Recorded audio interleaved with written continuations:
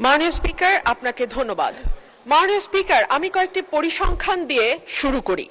বাংলাদেশের জিডিপির আকার ৬৮ লক্ষ কোটি টাকা, জিডিপির প্রবৃদ্ধি মাত্র ৩.৪৯%, মূল্যস্ফীতি ৯.৫%, খেলাপি ঋণ মোট বিতরণকৃত ঋণের ৩৫.৭৩%, যেটা টাকার পরিমাণে এসে দাঁড়ায় ৬,৪৪,০০০ কোটি টাকা।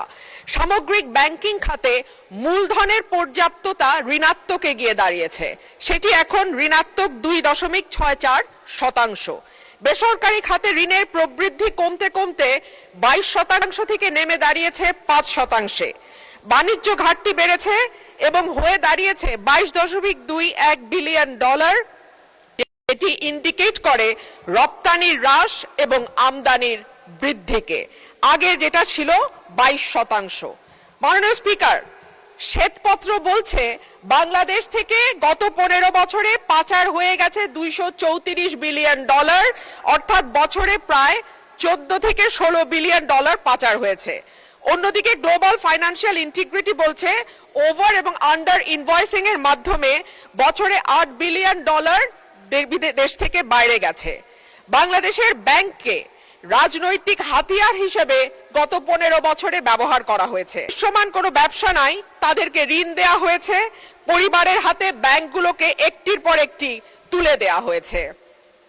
রাজনৈতিক সিদ্ধান্তে সুদ হার ও ডলারের দাম ঠিক করা হয়েছে, ডলারের উপর চাপ কমাতে দাম ধরে রাখা হয়েছে।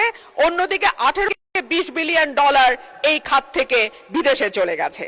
শেয়ার বাজার এবং কর ব্যবস্থাপনা উন্নত না হলে পুরো চাপ গিয়ে পড়বে ব্যাংক খাতের উপরে।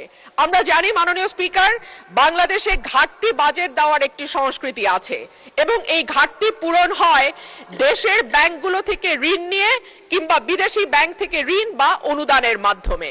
মাননীয় স্পিকার, ব্যাংক খাত যেখানে অলরেডি খেলাপি ঋণ বা মন্দ ঋণ মোট বিতরণকৃত ঋণের ৩৫% গিয়ে পৌঁছেছে, সেখানে এই ব্যাংকগুলো আর ব্যক্তি খাতে বিনিয়োগের জন্য কোনো ঋণ দেওয়ার অবস্থায় আছে কিনা সেটা একটি বড় প্রশ্ন।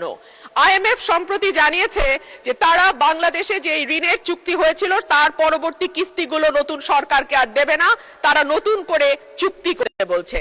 সুতরাং এখন ঋণের দিকে আমাদের তাকাতে হবে চীন বা এরকম কোন দেশের দিকে। আমরা যখন কোনো ভিন্ন দেশ থেকে ঋণ নেই এডিবি, ওয়ার্ল্ড ব্যাংক বা আইএমএফ এর বাইরে গিয়ে, তখন দেখা যায় সেখানে সুদের হার অনেক বেশি থাকে এবং দ্রুত সময়ের মধ্যে সেটি পরিশোধেরও একটা চাপ থাকে। সো এই সামষ্টিক অর্থনৈতিক চাপের মধ্যে অর্থমন্ত্রী কি করে এই বাজেট বাস্তবায়ন করবেন এবং সম্পূরক বাজেটে যেই টাকা তিনি চেয়েছেন পরিচালন ব্যয়ের জন্য